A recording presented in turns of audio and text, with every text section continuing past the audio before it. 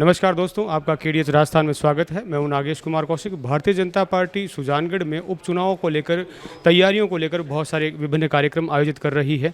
आज इस वक्त मौजूद हैं नए माहेश्वरी भवन में, जहां पर पार्टी की रीढ़ रहे वरिष्ठ कार्यकर्ता प्रबुद्धजनों का सम्मेलन यहां पर किया गया है, जिसमें भारतीय जनता पार्टी के वरिष्ठ कार्यकर्ता यहां पर इकट्ठा हैं और नेता प्रतिपक्ष विधानसभा गुलाब चंद कटारिया और चित्तौड़ से सांसद और प्रदेश से उपाध्यक्ष सीपी जोशी यहां पर कार्यकर्ताओं को संबोधित करने के लिए यहां पर पहुंचे हुए हैं। आइए कि इस कार्यक्रम का अवलोकन करते हैं। भारतीय जनता पार्टी विधानसभा सुजानगढ़ प्रबुद्ध जन सम्मेलन शुरू हो रहा है और जिसमें कार्यक्रम के मुख्य संबोधनकर्ता गुलाब चंद जी कटारिया, सीपी जोशी, माधोराम जी चौधरी, पूर्व जिलाध्यक्ष पंकज गुप्ता जी, खेमाराम जी मेघवाल,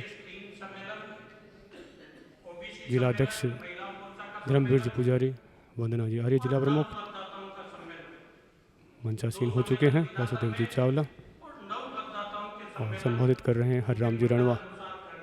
हम सबको प्रेरित करने का काम किया है और जब आप बोलते हैं तो आत्मा बोलती है, ऐसा राजस्थान के हर कार्यकर्ता को प्रतीत होता है। ऐसे सम्मानित गुलाब जी वैसा का मार्गदर्शन इस प्रबुद्ध सम्मेलन में हमें मिलना है। मैं सम्मानित सीपी जोशी जी से आग्रह करता हूँ, आप अपनी बात। हमारी संख्या में प्रबुद्धजन भारतीय जनता पार्टी कार्यकर्ता उपस्थित हैं। अपनी बात सम्मानीय माधोराम जी मंच पर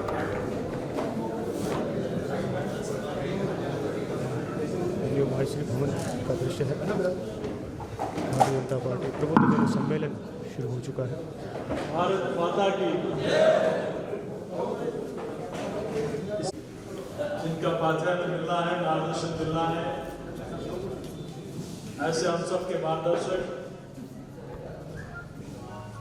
नेता प्रतिपक्ष, पूर्व गृह मंत्री, पूर्व पार्टी के प्रदेश अध्यक्ष परम सम्मानित गुलाब जी वैसा, पार्टी के जिलाध्यक्ष माननीय धर्मवीर जी, संभाग के प्रभारी माननीय माधोराम जी, किसान मोर्चा के प्रदेश अध्यक्ष माननीय हरराम जी, जिले के प्रभारी माननीय रामगोपाल जी, आदरणीय ओम जी, पूर्व जिलाध्यक्ष माननीय वासु जी, मंचासीन सभी हमारे पूर्व मंत्री जी खेमाराम जी, मार्गदर्शन करती है, दिशा निर्देश देती है। एक ऐसी टीम है जो जिनकी आवाज, इन्होंने कई वर्षों से इस देश में कई सरकारें बनती और कई सरकारें बिगड़ते हुए भी देखा है। एक विचारधारा की प्रबलता को भी पिछले कुछ वर्षों में देखा है, लेकिन यह निश्चय है कि पिछले 2014 के बाद से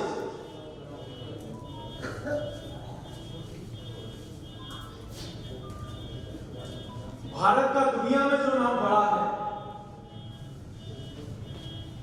जो मान सम्मान बढ़ा है, उसको लोग इस देश का प्रबुद्धजन आज विशिष्ट दृष्टि से देखता है कि आखिर क्या कारण है। जब हिंदुस्तान की नीति किसी देश के प्रभाव के कारण बनती थी, लेकिन आज हिंदुस्तान सशक्त बना है, वो अपनी नीति खुद बनाता है। इस कोरोना काल में भी आप और हम सब लोगों ने देखा है कि किस प्रकार से दुनिया में हड़कंप मचा।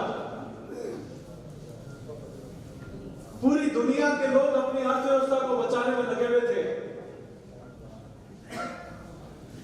लेकिन हिंदुस्तान का जननायक इस देश की जन को बचाने में लगा हुआ था, इस देश की जनता को बचाने में लगा हुआ था। दुनिया अपनी अर्थव्यवस्था को बचा रही थी, हिंदुस्तान का प्रधानमंत्री अपने देश की जनता को बचा रहा था।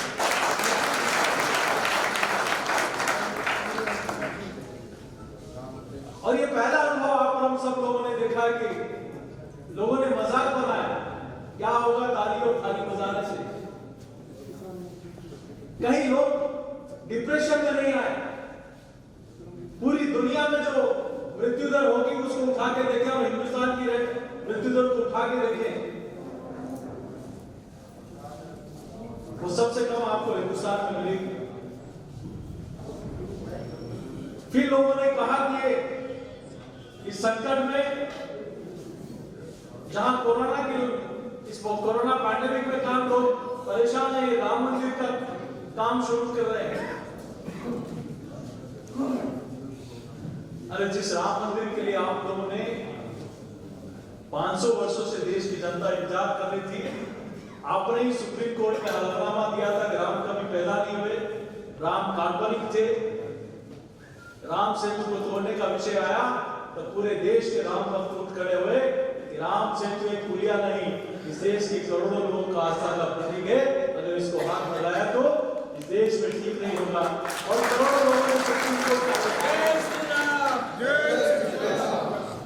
आगे देखिए कि किस प्रकार से कोर्ट में किसी पार्टी विशेष के लोगों ने, कांग्रेस पार्टी के वकीलों ने इसको तारीख से तारीख आगे बढ़ाने का काम किया। अब जब निर्णय में आ रहा था तब भी कहा कि इस निर्णय को टाला जाए, लेकिन जब ईश्वर प्रभु श्री राम की कृपा होती है, आशीर्वाद होती है और देश में एक राम भक्त देश का प्रधानमंत्री होता है तो वो निर्णय होके रहता है। तब इस देश के लोगों ने कहा, इस पार्टी के लोगों ने कहा कि हम राम मंदिर भी बनाएंगे और दुनिया में सबसे पहले वैक्सीन भी हिंदुस्तान बना के देगा। आज हिंदुस्तान न सिर्फ वैक्सीन बनाई, दुनिया के 26 देशों में हिंदुस्तान वैक्सीन भेज रहा है और 60 देश कतार में खड़े हुए कि आप हमें भी भिजवाइए। दुनिया की सबसे बेहतरीन वैक्सीन कहीं बनाई है तो हिंदुस्तान के वैज्ञानिकों ने पूरी दुनिया के लिए उपलब्ध करा। कोरोना काल में भी आप लोगों ने देखा कि कितने देशों में दवाइयां भेजने का काम किया। तब कोई देश जो ताकतवर मुल्क दुनिया के थे वो कह रहे थे कि नरेंद्र मोदी को कोई हनुमान बता रहे थे तो कोई महान की संज्ञा दे रहे थे। ये ऐसा ही नहीं हुआ। दुनिया के लगभग 173 देशों ने योग दिवस मनाना ऐसे ही शुरू नहीं किया। ऐसे ब्रिक्स सम्मेलन का कोई प्रेसिडेंट अध्यक्षता कोई हिंदुस्तान के प्रधानमंत्री से नहीं करा था। ऐसे कोई सोलर एनर्जी में पूरी दुनिया का नेतृत्व हिंदुस्तान ऐसा ही नहीं कर रहा। मुस्लिम देशों का पूरे दुनिया के मुस्लिम देशों का एक एसोसिएशन का पूरे साल में एक सेमिनार होती है। आप देखिए अंतर डॉक्टर मनमोहन सिंह जी के राज के नरेंद्र मोदी जी के शासन की अंतर। मणिशंकर अय्यर थे, उस समय बुलाया था उनको, वो उस देश में चले गए, होटल में रुके हुए थे। पाकिस्तान ने एतराज किया अगर हिंदुस्तान आया तो हम नहीं आएंगे। वहां के एसोसिएशन के लोगों ने मणिशंकर अय्यर जी को कहा कि आप हम क्षमा चाहते हैं, आप अपने देश लौट जाइए। और ऐसा का ऐसा ही वाकया डॉक्टर सुषमा स्वराज जो देश की विदेश मंत्री थी और उनके बुलाव में वहां सम्मेलन में चली गई। तब आपने देखा होगा कि भारत और पाकिस्तान के बीच में उरी और पुलवामा की जैसी कुछ घटनाएं हुई। पाकिस्तान ने ऐतराज किया अगर हिंदुस्तान इस देश में इस बैठक में आएगा तो पाकिस्तान उस पर विचार करेगा। नहीं आएंगे हम। आपको आश्चर्य होगा, पूरी दुनिया के मुस्लिम राष्ट्रों ने पाकिस्तान को कहा सुषमा जी न केवल इस सम्मेलन में आएगी बल्कि सम्मेलन की अध्यक्षता भी डॉक्टर सुषमा स्वराज करेंगी। देखिए पहले सेल्फ अटेस्टेड करने के लिए घूमना पड़ता था लोगों को। अब व्यक्ति खुद अपना सेल्फ अटेस्टेड करता है, कहीं किसी के पास जाने की आवश्यकता नहीं पड़ती। नौकरी में सी और डी ग्रेड के लिए पहले किस प्रकार से इंटरव्यू की प्रक्रिया थी, इंटरव्यू में क्या होता था, वो नियम तोड़कर जो मेरिट के आधार पर आएगा उसको नौकरी मिलेगी। ये निर्णय कोई छोटे नहीं थे, लेकिन करने की ताकत किसी में नहीं थी। वो ताकत सिर्फ और सिर्फ नरेंद्र मोदी जी को थी, जिन्होंने इस देश की जनता को करके सबक दिया। कई ऐसी बातें हैं, कई ऐसे निर्णय हैं जिसके लिए कई वर्षों बरस से इस देश की जनता को इंतजार था। नागरिकता संशोधन कानून भी उनमें से एक है। चूंकि मैं ज्यादा नहीं कहते हुए, समय की सीमा है, आदरणीय भाई साहब का मार्गदर्शन हमें मिलने वाला है। इतनी ही मैं प्रार्थना करता हूं कि आने वाले समय में पूरी दुनिया में भारत का मान बढ़ रहा है, वैभव बढ़ रहा है, और वो दिन दूर नहीं जब हिंदुस्तान पूरी दुनिया का नेतृत्व करेगा। और आप हम सब लोग आप सब लोगों के चरणों में इतनी प्रार्थना, हम कैसे इस दिशा में अपना योगदान दे सकते हैं, यही मैं अपनी ओर से आप सबके चरणों में प्रार्थना करता हूं। मुझे बुलाया, उसके लिए मैं अपनी ओर से धन्यवाद देता हूं। बहुत बहुत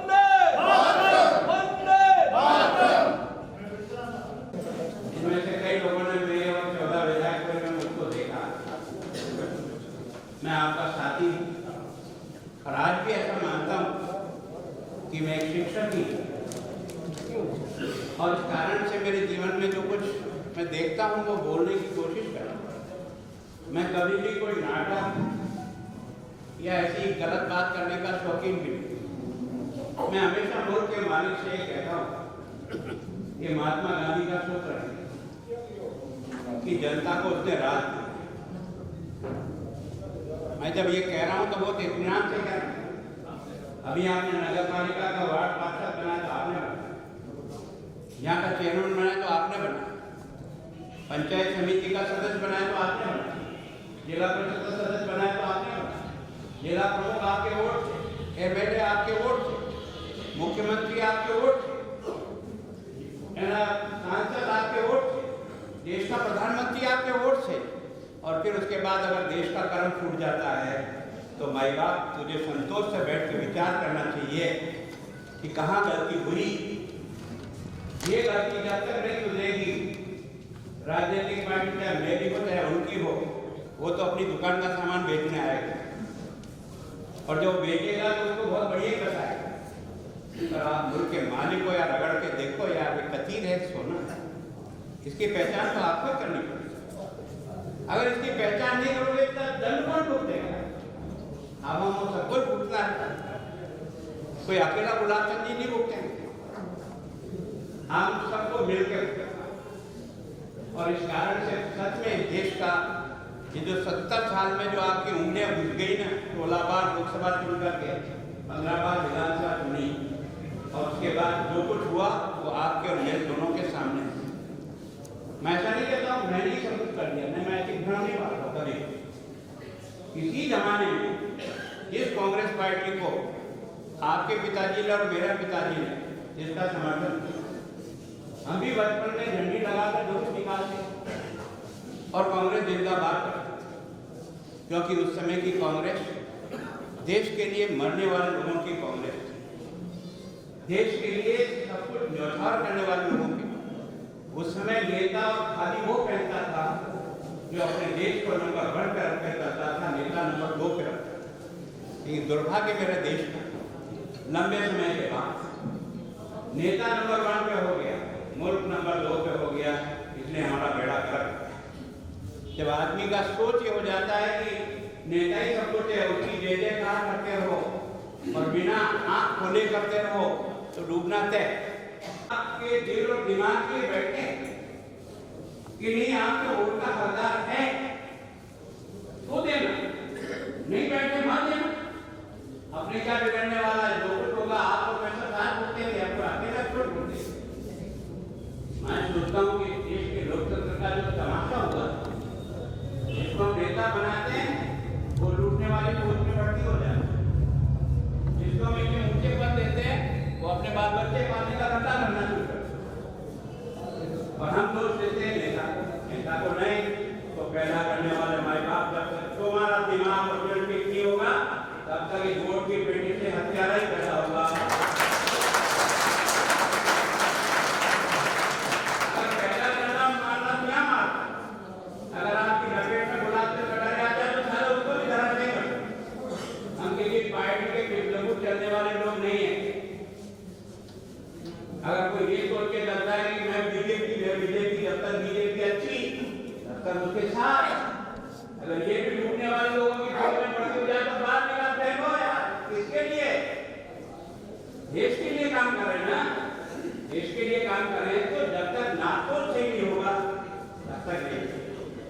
कितना 50?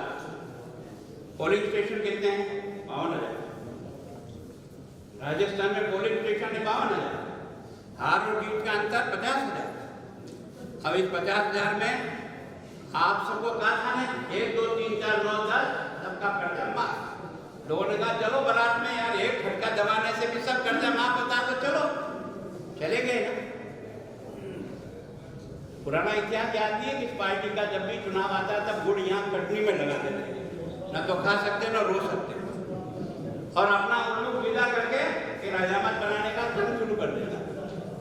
अभी भी मुझे किसी ने कहा कि यहाँ की कहा ये सुझाव ये कर देंगे, तो 2.5 साल तक गीत गा गया नहीं कर सकते थे। ये तो भंवरलाल जी किसी कारण से बीमार होकर चले गए, अगर वो नहीं जाते तो 5 साल में तुमको सुजानगढ़ का विकास का ये झूठवा वादा याद नहीं आता ना। ये जो राजनीति है, चाहे वो मेरी पार्टी चाहे कोई दूसरी पार्टी करे, ये जनता तेरा अधिकार है, तो ईमानदारी से विश्लेषण करो, तब जाकर के देश का लोकतंत्र सही ढंग से खड़ा होगा। तुम खजाने के मालिक बनने की कोशिश करते हो, नहीं तुम्हारा है नहीं, गलतफहमी है। देता तो ये तुम्हें तो 5 साल का मुनि बनाता खाली, और ये चाबी देता है कि हिसाब ढंग से रखना, गांव गरीब की चिंता करना, ठीक ढंग से इसका हिसाब करना, यही तो काम होता है लोकतंत्र में। और हम विपक्ष में हमको क्या कहता है भाई इनकी रखवाली करना है, उल्टा उल्टा काम नहीं करे तो बोलना, यही तो काम है हमारा। उसके बाद भी अगर देश की दुर्दशा बढ़े कौन जिम्मेदार है? और हम लोगों को पता नहीं प्रारंभ से हमारे बारे में तो ऐसी गलत फहमियां फैली हुई थी कि हम जब जरूर निकालते थे जनसंघ तो लोग हमको बताए वेंडे छोड़े जा रहे वेंडे, ईमानदारी से उसमें वेंडे कहते थे क्योंकि हमारे बीजेपी लोग खड़ा ही नहीं होता। हम जरूर निकालते तो नारा भी हम लगा रहे और जवाब भी हम देते। वो दिन भी था, आप में से कुछ लोग प्रत्यक्षदर्शी होंगे इसके, जब हमने जनसंघ का दीपक लेकर के जरूर निकालते थे ना, तो भारत माता की और पीछे से जय बोलने वाला कोई नहीं था, हम ही बोलते। तब लोग कहते हैं पागल छोड़े पागल, हमने कहा पागल नहीं, तुमने गलत रास्ता ले लिया, ये देश को आगे बढ़ाने का रास्ता नहीं है। जिस तुष्टीकरण में जा रहे हो, ये तुष्टीकरण हिंदुस्तान को बर्बाद करेगा। और आज 70 साल के बाद आपको ये अनुभव हो गया नहीं हो गया। ये मुसलमान एक दूसरे के दुश्मन नहीं थे, मैं आपको सही कह रहा हूँ। मैंने अपना बचपन देखा मेरे गांव देलवाड़ा में, मेरे छोटे भाई को अब्दुल रहमान उसका पिता जो गोद में लेके बाजार में जाता और गोली दिला के वापस घर के छोड़ के जाता था। तब इतनी कठोरता नहीं थी, लेकिन धीरे धीरे इन गुटों के सौदागरों ने जहर फैला कर एक दूसरे की जान का दुश्मन बना करके देश को कमजोर केवल और केवल वोट की खेती पकाने के लिए जहर बोल दिया। आपके चुनाव अभी ताजा हुए, जो वार्ड बनाए ना वो कैसे बनाए? आपको महसूस नहीं होता है कि ये कोई तमाशा हुआ क्या? अगर इसको समय नहीं संभालोगे ना तो ये जहर एक दिन बर्बाद कर देगा शहर को, एक दिन ये बर्बाद कर देगा। किसके केस में ज्यादा बने, किसके लिए मेरे कुएं में डाल, लेकिन कम से कम ये जो भाईचारा था इसको खत्म करने का धंधा क्यों कर रहा है? ये भाईचारा ऐसे बहुत दुर्भाग्य मुझे वास्तव में क्या इस राज्य से कई बार सोचता हूँ, मन ऐसा करता है यार क्या कैसे मैं अपनी जनता को समझा नहीं पा रहा हूँ या तो कोई कर सकता, समझ में नहीं आता। मैं सोचता हूँ कि राजनीति का इतना घटियापन आया। आपने देखा होगा जिन राजनेताओं में जो 9 और 14 का कार्यकाल निकला, अभी लगातार सबको पता है मैं चित्तौड़गढ़ से आ रहा हूँ और कई बार MLA बना, लेकिन वो 9 से 14 का काल मैंने नहीं देखा। जब रोज कोई कोयला खा कर जेल जा, कोई टेलीफोन के तार खा रहा था, कोई यूरिया खा रहा था, कोई मकान खा रहा था, है ना, कोई खेल का सामान खा रहा और कोई घास खा के जेल जा रहा। क्या देश का दुर्भाग्य नहीं? राजनेताओं के बारे में उन लोगों को नफरत हो और हमको भी लगता था यार कि हम भी इनके साथ साथ चपेट में आ रहे हैं। हमारे भी वो सभी इतना कपड़े दे करके छोटा बच्चा 5 साल का माँ की गोद में बैठा हुआ कहता था चोर बैठा, गुलाब चंद चोर नहीं था, चोर। कितना नेताओं का स्तर गिरा दिया, जो देश के लिए अपने आप को कुर्बान करने वाले लोग थे, फांसी का तख्ता झूमते हुए हंसी खेत में वंदे मातरम बोल के अपने आप को समाप्त कर देते थे, वो सारे के सारे जिनको हम राजनेता कहते हैं, वो लूटखोर बन करके अपनी औलाद को पालने के लिए मुल्क को बर्बाद करने वाले लोगों की खोज खड़ी कर दी। उसका दोष उनका नहीं है। ए जनता जनार्दन, तेरा दोष है, क्योंकि वो तेरी वोट की बेटी से पैदा हुए हैं, आसमान से उतर करके नहीं आया। आसमान से उतर करके नहीं आया दोस्त। उम्र भी 5 साल की है, संविधान 5 साल की उम्र। गुलाब चंद कटारिया उदयपुर एमएलए से जरूर बने होकर, तुम्हारी उम्र 5 साल, दोबारा वापस चुनेंगे तो जयपुर जाना, नहीं तो गांव देरवाड़ा जाना। इतनी बड़ी व्यवस्था होने के बाद अगर हम सबने तमाशबीन की तरह से देश को देखा तो दोष किसका भाई? आप तो सब सोचते ये भोगे हैं जो गुम, आप तो सब अपने घर में लड्डू पूड़ी खाओ, मस्त रहो, जैसे हमारे काका जी का बिगड़ रहा होगा। नहीं तो कई बार ऐसी मन में पीड़ा होती है कि इस मुल्क के मालिक को कैसे समझाऊं? आखिर इस लोकतंत्र के अलावा रास्ता क्या देश का बनाने का? ये तो एकमात्र रास्ता है, और जिसमें न गोली मारनी पड़ती है, न बंदूक चलानी पड़ती है। केवल हथियारों को इस वोट की पेटी में मार दो, चाहे वो बीजेपी का हो चाहे कांग्रेस का हो, तब इसमें से देश जीत गएगा, बाकी का नहीं जीतेगा। मैं सोचता हूँ कि जब से मेरी पार्टी बनी ना, मैं इस पार्टी के साथ जुड़ा हूँ ना, तो आंखें बंद करके नहीं जुड़ा हूँ। मजा किसको अच्छा नहीं लगता, रात किसको अच्छा नहीं लगता है, गाड़ियाँ किसको अच्छी नहीं लगती है, पर हम उनके सामने ऐसे खड़े रहे क्योंकि हमारे संस्कार ऐसे थे। हमने जिस संघ की मट्टी में अपने घुटने उठाए ना, उन संघ के प्रचारकों को हमने, उनका जीवन हमने देखा। हम तो यहाँ नेताजी का भाषण ठोक रहे हैं, गुलाब चंद कटारिया प्रतिपक्ष का नेता, पर वो हजारों लोग संघ के प्रचारक जिन्होंने अपना घर गृहस्थी सब अच्छी पढ़ाई करने के बाद छोड़ करके इस देश को खड़ा करने के लिए जिन्होंने अपने आप को खपाया ना, ये उसकी बदौलत ये देश यहाँ आया दोस्त। एक दिन का जादू नहीं है, एक दिन का जादू नहीं है, नरेंद्र मोदी पैदा हो गए। ये 65-95 साल की तपस्या किसने किया? क्योंकि हमने अपना मूल विचार था। हमारी संस्कृति में इतना दम है कि हम हमेशा कहते हैं गिरो और जीने दो। हमने कभी तलवार लेकर के नहीं गए कि तुम हमारे विचार इसलिए मानो कि हम तलवार लेके, हम अपने विचार लेके। लेकिन हमारा देश 1000 वर्ष की गुलामी ने सब चौपट करके रख दिया, सारा का सारा सब भूल चुके। उसे फिर से स्थापित करने का प्रयास किया था।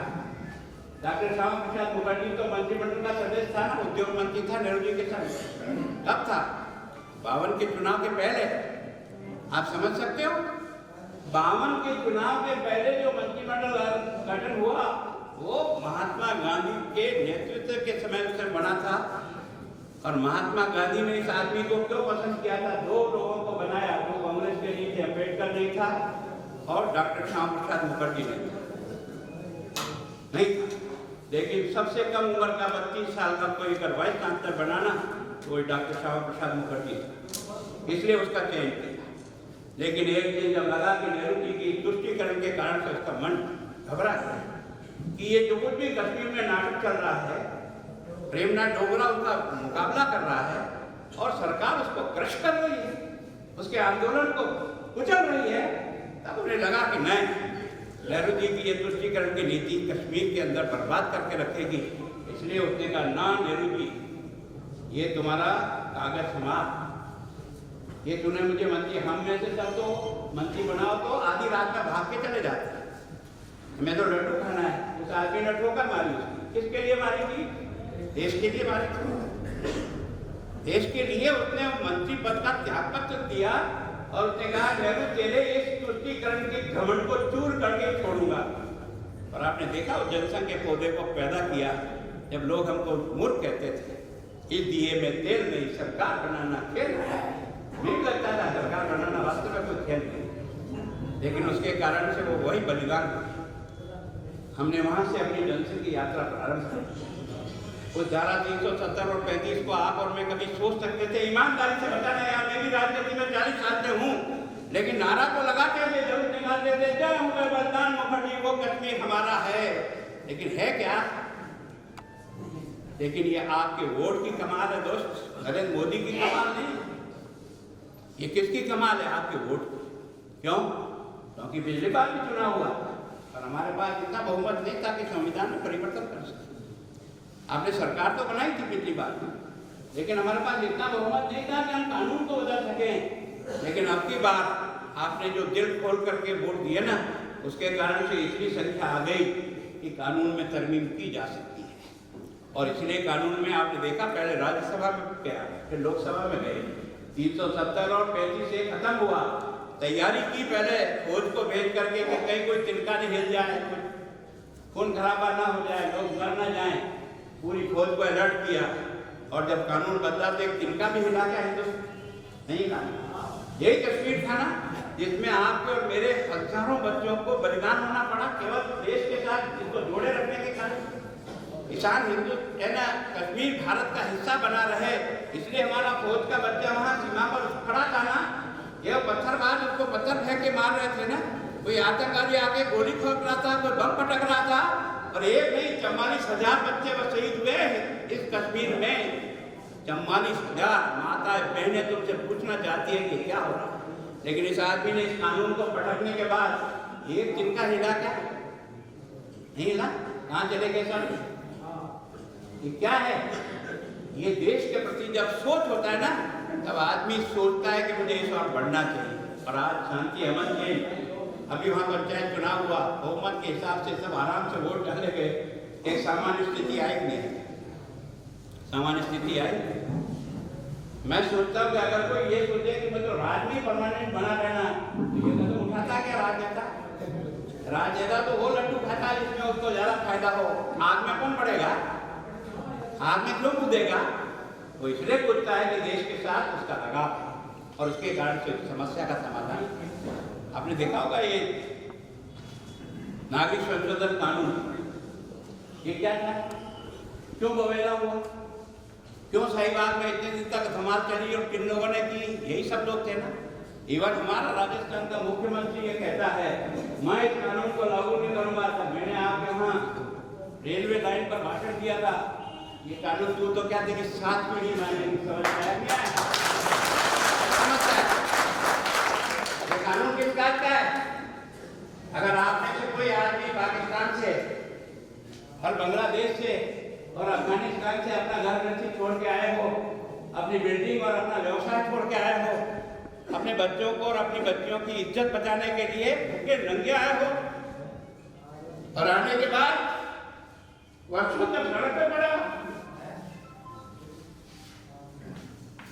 आसमान उसका छत है, न नौकरी लग सकती है, न मकान मिल सकता है, न छात्रवृत्ति मिल सकती है, न बच्चे का एडमिशन हो सकता है। कितने दिनों तक? क्यों आया? क्या लड्डू खाने आया था? वो इसलिए आया था कि उसने अपनी माँ बहनों की इज्जत बचाने के लिए भूखा नंगा रात को चल करके जैसे करके यहाँ अलग शरण ली। आज वो आदमी कहाँ जाएगा?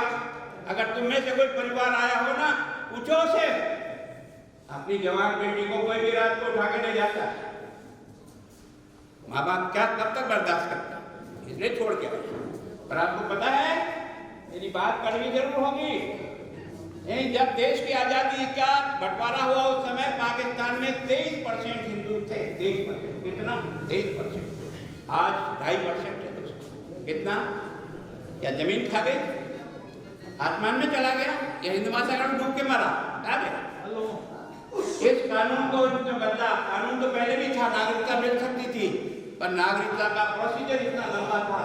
मैं स्वयं उस विभाग का मंत्री रहा हूँ, कई बार आगे रोते थे, लेकिन मैं उसको कोशिश करता था, कैंप लगाता था, कभी कुछ होता था तो भी बापड़े को कोई देता नहीं, क्योंकि हमारे यहाँ स्वभाव पड़ा, इस राज का नौकर है ना, ये तुम्हारा नौकर है, ये गुलाबचंद कटारिया तुम्हारी तनख्वाह लेता है पहली महीने पहली तारीख को, लेकिन उसको दया नहीं आती, वो उसको डरता था, आज ये ला, आज ये ला, आज ये ला। उसको मानवीय दृष्टि से नहीं है कि इस आदमी की कुछ तकलीफ करे। इसने एक कानून इतना ही बनाया, केवल एक डॉक्यूमेंट दिखा दो कि तुम 2014 दिसंबर के पहले आए हो, इसका कोई एक प्रूफ दिखा दो, तुम्हारी नागरिकता पर उसी समय दस्तखत करने पड़ेंगे। नाली को जोर से जूते से ठोको ना तो अंदर से बोलेगा मैं बेकड़ा पड़ा हूँ, बेकड़ा है यहाँ। ये कितने लगाया? आपके और मेरे बेटे ने लगाया, कितने लगाया?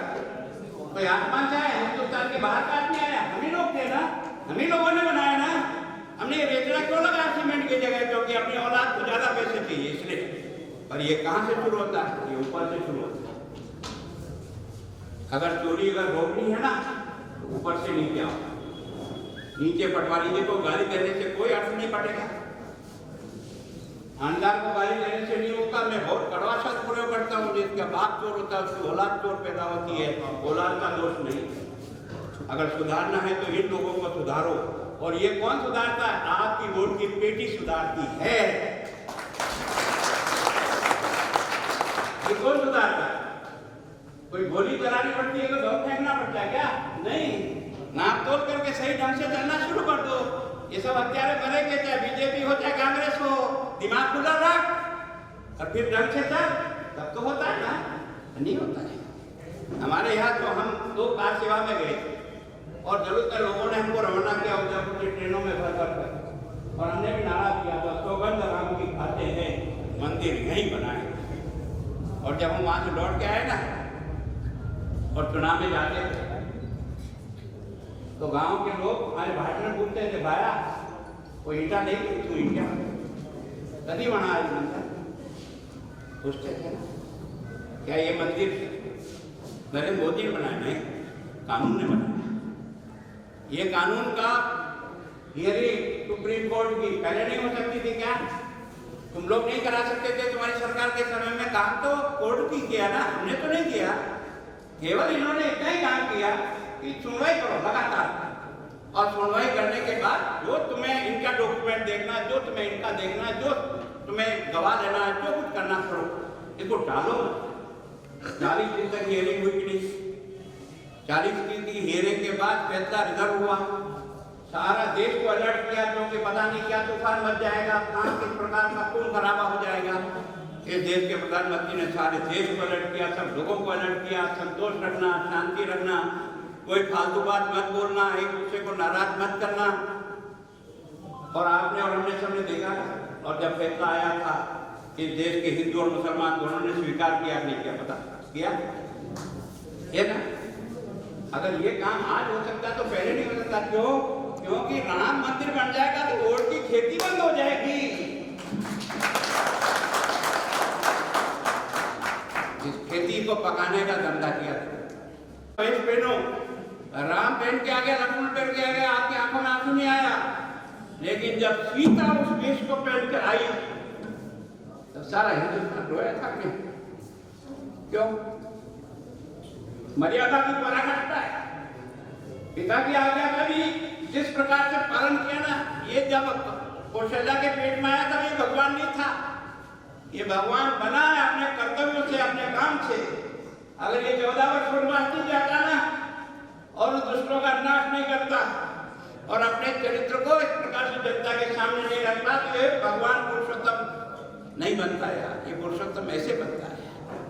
इस देश की कुछ तासीर है, लेकिन उस मंदिर के बारे में भी अड़ंगे पे अड़ंगे। कोई तो अपना एफिडेविट दे रहा है, ये राम काल्पनिक है, राम भला है, राम ये है। तुम तो राम का वो जो पुल बना था उसको भी तुम काल्पनिक कह रहे थे ना, तुमने तो उसको तोड़ने का काम किया ना। लेकिन दुनिया के सारे वैज्ञानिकों ने बताया कि नहीं, ये पुल बना हुआ है। इतने वर्षों पहले बना हुआ पुल आज भी मौजूद है।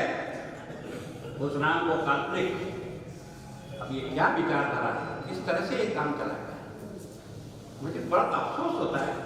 और अभी ये सरकार जो कहती ना कि हम ऐसा कर देंगे वैसा, कुछ नहीं करेंगे। मैं 2.25 साल से विधानसभा में भुगत रहा हूँ। ये कोड़ी का काम, आप इतने लोग बैठे हो, अपने गांव के हो चाहे शहर के हो, अगर एक सीमेंट का कट्टा 2.25 साल में कहीं लगा हुआ देखा हो तो मुझे बताओ। क्या दुर्भाग्य! इतना खजाना जनता तुमको देती है, खजाना तो वही है। तुम 19 का अपना बजट पास करते हो, तुम 20-21 का बजट पास करते हो, और धरती पर एक डिंगलिया नहीं आता है। क्या मतलब है भाई? मैं सोचता हूँ ये चुनाव किस लिए होते हैं? ये चुनाव इन सब बातों का हिसाब किताब करने का होता है। अगर आपने इस समय नाम नहीं छटाया ना और आपको 2.5 साल तक लूट डालेंगे और नाम चिपका दिया ना तो साले को भनक पड़े, माथे में धनक आएगी, सुधर जाएगा। सुधारने के लिए होता है चुनाव, झटका देने के लिए होता है। गीत गाने से नहीं चलता काम। अगर वास्तव में जो लगता है कि इनके काम में दोष है, यही समय आता है जब झटका मारा जाता है, तब अच्छे जगह दिमाग की बनाया जाता है। मैं सोचता हूँ कि इसके बारे में सोच रहा हूँ अभी लगातार। मेरे को तो पता नहीं, जयपुर में रोज जरूर निकलता है, कभी ये बच्चा आता है, कभी वो बच्चा आता है, कभी आज पेपर आउट हो रहा है, कल वो हो रहा है, कल ये स्थगित, परसों वो स्थगित। अरे 13 लाख बच्चे जिसमें फार्म भरते हैं, उसकी परीक्षा स्थगित हो जाती है, उस बच्चे पर क्या बीतती हो गया, समझ में आ गया। लेकिन यार उसमें कोई दोषी तो होगा जिसके कारण से पेपर आउट हुआ। उन हत्यारों को तुम एक को भी सजा नहीं देते हो तो मन में कितनी पीड़ा होती है यार। जिसने गलती की उसको दंड मिलना चाहिए, चाहे कोई भी आदमी हो जिसके कारण से पेपर आउट हुआ। कुछ नहीं, यहाँ कुछ असर ही नहीं होता है। जो उसको बदनाम करने के लिए रोज भिड़े हुए, आपने देखा होगा किसान आंदोलन चल रहा है इस समय, क्या खराब है इसमें बताओ। कोई समझाने के लिए कोई, हम रोज इनको एक ही कह रहे, भले आदमी ये 3 कानून में तुम कान इस लाइन पे अंडरलाइन करो, इस अंडरलाइन से ये समझ में आता है कि यह किसान का नुकसान हो रहा है तो हम उसको ठीक करने को तैयार। ये कानून बनाया 20 साल की मेहनत के बाद तुम्हारे द्वारा। ये स्वामीनाथन आयोग मनमोहन सिंह जी ने बिठाया था 2004 में, 2006 में इसकी रिपोर्ट आ गई और रिपोर्ट में यही बिंदु हैं जिन बिंदुओं को लेकर के हमने बनाया। कांग्रेस का राज जब रहा तब भी यही आपने देखा होगा, कॉन्ट्रैक्ट फार्मिंग उसी में से निकली, ये सारी चीजें उसी में से निकली। उनकी इनके भाषण लिखे हुए राज्यसभा में और लोकसभा में, आप पढ़ लो इन सब नेता के। ये शरद पवार जो बात कह रहा है ना, इसको तो स्वयं पढ़ लेते रहे भाषण को, चले कहा था ये होना चाहिए, ये होना चाहिए। उस कानून को लेकर के आया तो तुमने जाकर दूसरा शुरू कर दिया और उसके बाद इस बात के तैयार है, किसान अन्नदाता है, उसका मान सम्मान होना चाहिए, पर लाइन तो खींचो यार। यहाँ ये चीज गलत है। मैं आज किसान के नाते नहीं, पर मैं गांव का आदमी हूँ। आप भी यहाँ सुजानगढ़ में अपने अपना काम करते हो। ये माल जिसने बनाया ना पवन जी, इसका दाम कितने किया आपने तय किया? ये घड़ी बनाई कितने दाम तय किया? घड़ी बनाने वाला ने। ये बटन बनाने वाला का दाम कौन तय करता है? बटन बनाने वाला। मोजे बनाने वाला दाम तय करता है, किताब बनाने वाला दाम तय करता है। तो हिंदुस्तान का केवल ये बाबरा किसान है जो अपना खरदा काला करके जमीन खोद करके तैयार करता है, मंडी में ले जाकर नीलाम बोली लगती है और 1, 2, 3 में लुट जाता है। इस कानून को बदलने की हिम्मत किसी ने की हो, देश को बदलना ताकि उसको भी ठीक प्रकार से दाम मिले। इसका विरोध है और विरोधी कहता हो रहा। हमारे मुख्यमंत्री जी धरना करते हैं, हमारे मुख्यमंत्री राज्यपाल के पास जाके धरना देते हैं, नए कानून बनाते हैं, विधानसभा से पास कराए बहुमत के कारण से ये कानून लागू हो सकता है। तुम इतने साल के बड़े नेता हो, कोई भी कानून बनेगा तो राज्यपाल की स्वीकृति चाहिए और राज्यपाल की स्वीकृति के बाद भी राष्ट्रपति की स्वीकृति चाहिए। तुमको लगता है क्या? नहीं, पर तुम्हें नेता को खुश करना, नेता को खुश करने के लिए जो चीजें तुमने कही वो हमने की, उसका विरोध है। और अभी आप बड़ा तमाशा हो रहा है, बड़ा इस देश में वास्तव में क्या तमाशा चल रहा है। और वो इनका लीडर आता है, मैं आपको सही कह रहा हूं, अगर ये इस प्रकार का हल्कापन का प्रयोग नहीं करते तो इतनी बुरी मार नहीं खाते। ये मार खाने का कारण भी क्या था? गली गली में शोर है और चौकीदार तो है। इस नारे ने जो ठुकाई की नहीं तो झबुली नहीं होती। किसको चौकीदार को चोर कहते हो? जो 13 साल तक गुजरात का मुख्यमंत्री रहा, 5 साल तक हिंदुस्तान का प्रधानमंत्री रहा, तेरी माँ ने दूध पिया हो, एक काला धब्बा लगा के बता, तब समझ में आता है क्या होता है। इसके आधार पर राजनीति चलाते हो और ये कहकर के तुम किस पार्टी को बदनाम करने की बात कर रहे हो? हम लोगों ने यार कोशिश की यार, हमने किसी नेता की चाकरी नहीं की, हमेशा देश को प्यार किया और संगत के लोगों ने हमको सिखाया था, जीवन पुष्प चढ़ा चरणों पर मांगे मात भूमि से यह वह तेरा वैभव अमर रहे हम जिस जा साधना को पूरी करने के लिए प्रयत्न कर रहे हैं इतने सालों से। और हमारे हर काम को आप देखोगे, ये गरीब कल्याण योजना कहाँ से निकली? हर घर में शौचालय होना चाहिए। तुमने इतने दिन तक क्या 54 साल तक झकमारी की है? तो भाई गरीब की बच्ची को उसकी इज्जत करने के लिए तुम एक शौचालय नहीं बना सकते थे? गरीब को अगर खुला गैस दे तो भी दे, प्रधानमंत्री आवास योजना दे तो भी वही दे, हर गांव को सड़क से जोड़े तो अटल बिहारी वाजपेयी दे, किसान को क्रेडिट कार्ड दे तो भी वही दे, और दलान माफ करे तो भैरव सिंह ही करे, 14 कलम का टैक्स खत्म करे तो भैरव सिंह ही करे। मिनिमम चार्ज खत्म करे तो वैरो सिंगिंग करेगा। यार ये सब काम हम लोग करते हैं तो हम ये सोच के करते हैं कि ये जनता ने हमको जो काम दिया है, खजाना तो वही है, हमारे पास भी वही खजाना दिया है। आपने दिल्ली में उनको 54 साल तक दिया, हमको 12 साल दिया। कांग्रेस के पास 54 साल खजाने की चाबी रही, 1-2 साल नहीं, 54 साल। हमारे पास खाली 12 साल रही। हम 12 साल में अगर आप 4 लेन और 6 लेन बना सकते तो दूंगा। क्या कर रहे थे दादा, समझा तो सही। करके ये जो चुनाव तो आएंगे और जाएंगे, पर चुनाव में वोट डालने के पहले इस माथे का उपयोग करें। माता बहने बेटी है, जब हम बच्चा देखने जाते हैं ना, बच्ची को समझ करने के लिए, शाम को आकर के आप क्या बोलते हो, लड़का बड़ा हुआ है कि नहीं, क्या करता है, दुकान है कि नहीं है, धंधा पानी है कि नहीं है, चाल चलन कैसे है, परिवार कैसा है, खानदान कैसी है। एक टाबरी का हाथ पकड़ाने के लिए 10 सवाल करते हो। हे मुल्क के मालिक, तेरी वोट की पेटी से हिंदुस्तान का भाग्य बनता है और हिंदुस्तान का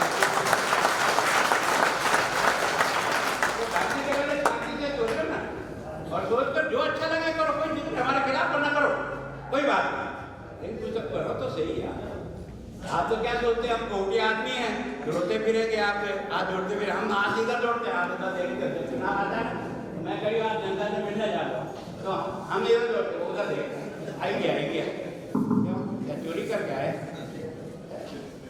ईमानदारी से काम करते हैं, ईमानदारी से देश बनाने का प्रयत्न करते हैं। इतने साल की राजनीति करने के बाद भी एक छींटा ऊपर नहीं लगने देते हैं और उसके बाद आते हैं तो खुद से बैठते हैं। मैं सोचता हूँ कि इस सारे के सारे सिस्टम को बदलने की ताकत अगर किसी में है तो आप लोगों में। ये जो चुनाव है ना बाई इलेक्शन, अगर इसमें से ही हत्यारा जीतता है ना, इसका मतलब नरेंद्र मोदी ने जो कुछ किया उसको आपने गलत कर, और अगर उसमें बहुमत मिला ना तो उस आदमी को संतोष होगा, यार मैंने जिस देश के लिए दिन और रात बढ़ करके काम किया उसका मुझे जनता ने पुरस्कार दिया। ये है सवाल। 50 नगर पालिका का चुनाव हुआ, कांग्रेस ने हेमली कर दी, इतने जीते। अरे मैंने विधानसभा पूछा, बीते तो 15 में थे, ये 36 में बना दिए, तो ये क्या धंधा है? ये धंधा खरीद फरोख्त का है। बहुमत नहीं होते हुए भी 7 दिन का गैप दिया अध्यक्ष में बनाने में, 7 दिन लगा रहो, गाड़ी बंद करो। क्यों? क्योंकि तुम अमेरिका तो नहीं भाग रहे हो, सुजान का आदमी अमेरिका भाग रहा है, तो 7 दिन की जरूरत है। पहले भी होते थे चुनाव, 2 दिन के बाद चुनाव होता था, चुनाव में जो जीत जाता तो ठीक समझ में है। तुमने क्या है इस लोकतंत्र को बिगाड़ना, केवल गिनती लगाने के लिए मैंने 36 बनाई, मैंने 15 बनाई, इसके आधार पर राज कर लो। ये आज तुमको अच्छा लग रहा है, लेकिन ये आगे चल करके सर्वनाश करेगा। हमारा ये बंदा पूछता है कि वहाँ क्या हुआ, पुलवामा हुआ कि नहीं हुआ, सबूत क्या है, ये बातें पूछने की। अरे फौज तेरी सीमा पर लड़ रही है, चीन में क्या हुआ है, इसका सवाल करता है। क्या अजीब दृश्य बनाया है इस कांग्रेस पार्टी ने, और उसकी तरफदारी करने के लिए हमारे सब नेता जिंदाबाद जिंदाबाद के लड्डू खाने जा रहे हो। सच्चाई बोलो ना, तुम्हारे नेता को क्या बोल रहे हो तुम? इस प्रकार का बोलने से तुम्हारी पार्टी भारत होगी नहीं होगी। जो पार्टी पूर्व पश्चिम उत्तर दक्षिण में राज करती थी, आज वो पार्टी एक कोने में कैसे घुस गई? वो तुम्हारे इन कर्मों के कारण से। जनता इतना तो कम से कम हिसाब करने लगी है। ये जो तुम्हारी जो दुर्गति हुई ना, उसका कारण तुम स्वयं हो। अगर कुछ चाहो ना, पहले सुधर के आओ। मुकाबले की पार्टियां रहनी चाहिए, नहीं तो लोकतंत्र नहीं चलेगा दोस्तों, चाहे वो बीजेपी हो चाहे कांग्रेस हो। लोकतंत्र को जिंदा रखना तो दोनों मजबूत पहिए चाहिए, पर मजबूत पहिए बेईमानी और भ्रष्टाचार के ऊपर नहीं खड़ा हो सकता है। उसको भी ईमानदारी के आधार पर खड़ा करने का प्रयत्न करो यार। एक ही खानदान, ये कब तक चलाओगे? क्या हो गया तुमको सब लोगों को, सारी पार्टी में क्या तुम्हारे सबको क्या सांप सूंघ गया है? तो कोई नेता ही पैदा नहीं होता है, जो आता है वही, पहले भी वही, फिर बाद में वही, वापस वही। क्यों? क्या चीज क्या है, तमाशा क्या है? और हमारी पार्टी ऐसे है कि चाय बेचने वाला बच्चा वो देश का प्रधानमंत्री बन सकता है यार। ये इस देश की पार्टी का पार्टी को कुछ मूल्यों पर खड़ा करने का प्रयत्न किया, और इस कारण से आपसे आग्रह करते हैं। आज मगर मैं और 4 प्रचार करता हूँ, आज अभी 200-250 लोग बैठे हो, अगर आप सब लोग निकल करके ये सीट से जो भी कमल रह करके चुनता है, खड़ा होता है, उसको जीता हो तो उसको अकल आ जाएगी। ये मैं गारंटी दे के जा रहा हूँ। बाकी तो ये सरकार ज्यादा दिन टिकने वाली नहीं है। चारों ये बाई इलेक्शन पूरे हुए नहीं और ये धराशायी हुए नहीं।